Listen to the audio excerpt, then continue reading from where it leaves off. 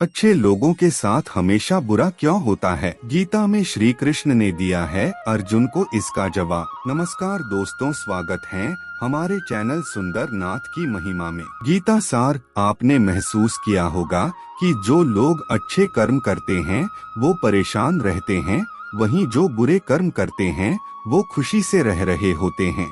अच्छे कर्म करने वाले परेशान होते हैं कि आखिर उन्हें इतनी परीक्षा क्यों देनी पड़ रही है, जबकि जो अधर्म की राह में हैं वो खुश हैं और जिंदगी का लुत्फ उठा रहे हैं। अगर आपके मन में भी ये सवाल आया है तो आज हम आपको इसका जवाब देंगे, लेकिन उससे पहले वीडियो को लाइक करके चैनल को सब्सक्राइब जरूर कर ले। ये जवाब वो है जो भगवत गीता में लिखा है और श्री कृष्ण ने अर्जुन को दिया था। भगवत गीता में वर्णित कथा के अनुसार जब भी अर्जुन के मन में कोई दुविधा होती थी तो वो श्री कृष्ण के पास पहुंच जाते थे। एक बार की बात है, अर्जुन भगवान श्री कृष्ण के समीप आकर कहा कि वो दुविधा में हैं और इसका जवाब वो श्री कृष्ण से चाहते हैं। श्री कृष्ण ने पूछा कि क्या सवाल है? अर्जुन ने कहा, मुझे ये जानना है कि अच्छे लोगों के साथ हमेशा बुरा ही क्यों होता है, वहीं बुरे लोग खुशहाल दिखते हैं। अर्जुन के मुंह से ऐसी बातें सुनकर श्री कृष्ण मुस्कुराए और कहा, मनुष्य जैसा सोचता है और महसूस करता है वैसा कुछ नहीं होता है, बल्कि अज्ञानता की वजह से वो सच्चाई नहीं समझ पाता है। अर्जुन उनकी ये बात समझ नहीं पाए। इसके बाद श्री कृष्ण ने क्या कहा वो जानते हैं। श्री कृष्ण ने अर्जुन से कहा, पार्थ, मैं तुम्हें एक कथा सुनाता हूँ, उसे सुनकर तुम समझ जाओगे कि हर प्राणी को उसके कर्म के हिसाब से ही फल मिलता है। प्रकृति हर किसी को अपनी राह चुनने का मौका देती है।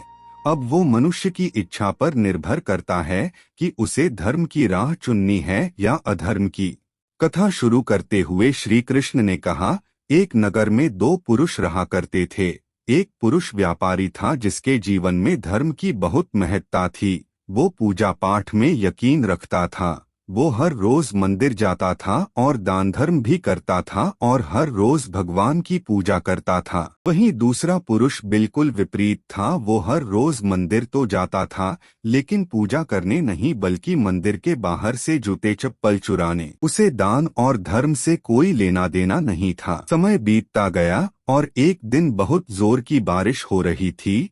इस वजह से मंदिर में पुजारी के अलावा कोई नहीं था। ये बात जब दूसरे पुरुष को पता चली तो उसने कहा कि ये सही मौका है मंदिर का धन चुराने का। पंडित से नजर बचाकर उसने मंदिर का सारा धन चुरा लिया। उसी समय धर्म कर्म में विश्वास रखने वाला व्यक्ति भी मंदिर पहुंचा। दुर्भाग्य से मंदिर के पुजारी ने उसे ही चोर समझ लिया और चिल्लाने लगे। वहां लोग एकत्र हो गए और उसे बहुत मारा। इसी तरह वो बचते बचाते वहां से निकला तो दुर्भाग्य ने उसका साथ वहां भी नहीं छोड़ा।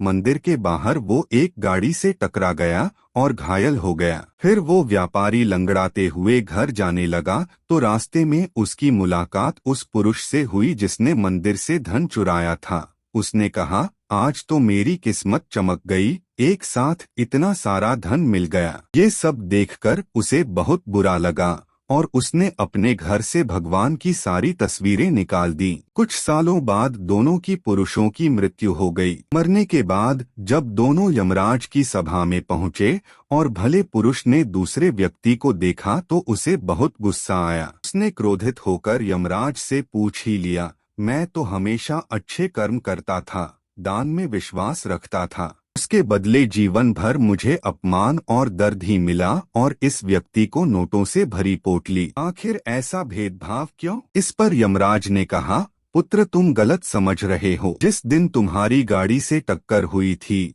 वो दिन तुम्हारे जीवन का आखिरी दिन था, परंतु तुम्हारे अच्छे कर्मों की वजह से तुम्हारी मौत सिर्फ एक छोटी से चोट में बदल गई। तुम इस दुष्ट व्यक्ति के बारे में जानना चाहते हो। दरअसल इसके भाग्य में राजयोग था, मगर इसके कुकर्मों और अधर्म की वजह से वो सिर्फ एक छोटी सी धन की पोटली में बदल गया। कथा सुनाने के बाद श्री कृष्ण अर्जुन से कहते हैं, पार्थ, क्या अब तुम्हें तुम्हारे सवाल का जवाब मिल गया? ऐसा सोचना कि भगवान तुम्हारे कर्मों को नजरअंदाज कर रहे हैं ये बिल्कुल भी सत्य नहीं है। भगवान हमें कब क्या किस रूप में दे रहा है, मनुष्य को समझ में नहीं आता है। अगर आप अच्छे कर्म करते रहें तो भगवान की कृपा हमेशा बनी रहती है।